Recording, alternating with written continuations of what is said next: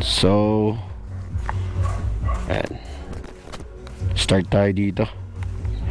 Punta tayong DRT. Yeah.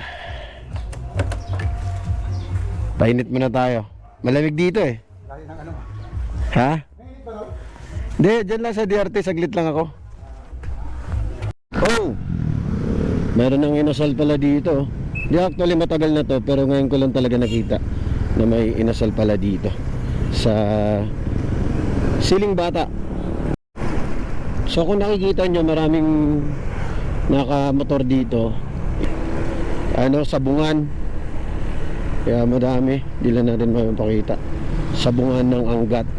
At so kung makikita nyo yung arco na yan, so ibig sabihin nun, malapit na. At marami rin talaga nagkakwari dito.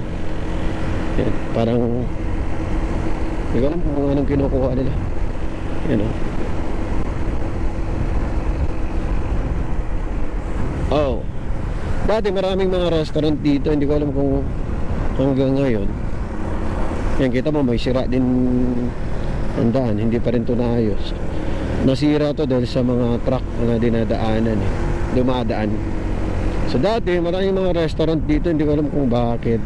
Yan, kita mo, lutong ulam. Yan, ito, hindi na nila naayos.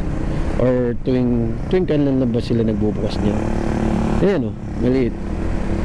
And hopefully dun sa taas makakita tayo ng mga kapihan sa doon niya Remedios Trinidad, diba?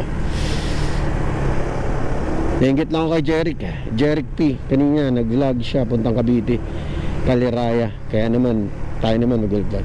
So ito na nga tayo, nandito na tayo bossing, nandito na tayo mga boss sa Doña Remedios Trinidad, which is yung halos kilala naman to ng mga riders na.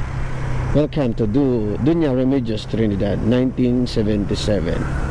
So ayun, dito pag pumupunta yung mga riders dito, nag-picture dyan. Yan, para remembrance din. I think may ginagawa pa din hanggang ngayon, no? Madami din mga kainan dito. And tayo, saan tayo?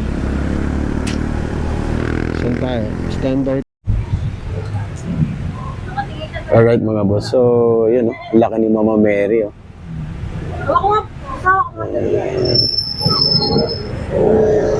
And so far, dito na tayo sa DRT Bulacan. And now, madami pa rin pumupunta dito.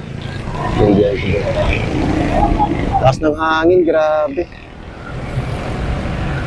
Taas ng hangin. So nagpark tayo dito malapit.